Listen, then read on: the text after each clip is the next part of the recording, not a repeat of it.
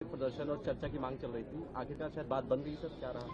हाँ, आज बीएससी की बैठक में और सर्वदलीय बैठक जो हुई है उस बैठक में लगभग सहमति बन गई है और इस बात पर चर्चा होगी कि चुनाव के सुधार से लेके जो समस्याएं चल रही हैं, एसआईआर से लेके बीएलओज की जो समय से लेके तमाम जो समस्याएं हैं उस पर व्यापक चर्चा का एक फैसला हुआ है सदन में।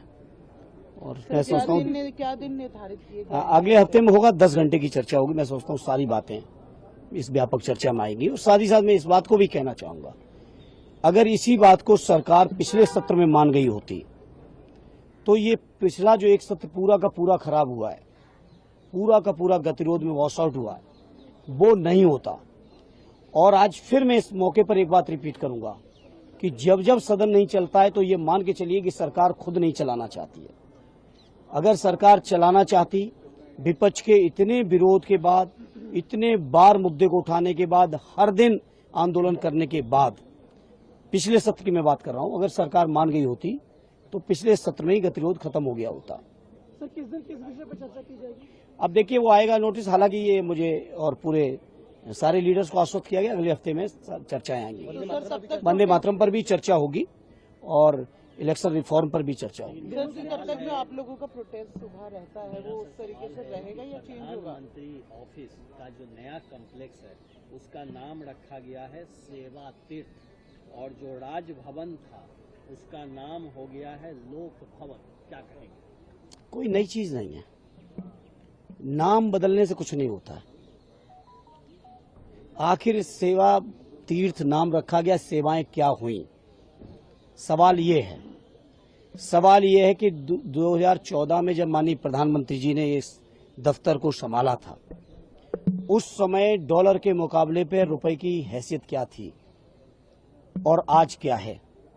सवाल ये है, उस समय महंगाई के नाम पर डीजल, पेट्रोल, गैस से लेके जितनी भी जरूरत की चीजें थी 14 में, आज वो कहां हैं?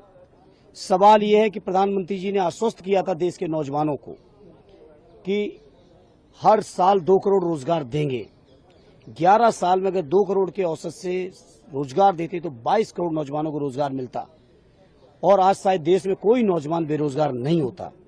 लेकिन 11 साल के इतनी प्रचंड बहुमत की सरकार चलाने के बाद कई इंजन लगे हैं सरकार में, बावजूद इसके बेरोजगारी की सबसे ज्यादा अगर दर कोई है तो आज उनके कार्यकाल में है। डॉलर की सबसे ज्यादा गिरावट है तो आज उनके कार्यकाल में है।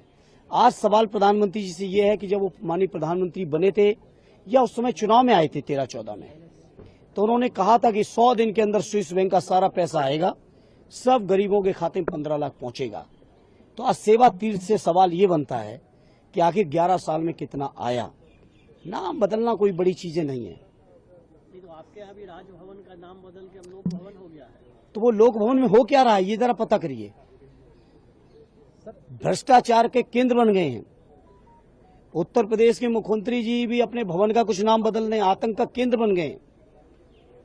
न्यायपालिका की बात मान नहीं रहे हैं, सीधे बुलडोजर चल रहे हैं, जबकि देश के संविधान में, देश के कानून में जो प्रक्रिया है वो प्रक्रिया कहीं बुलडोजर स्टैंड नहीं करता।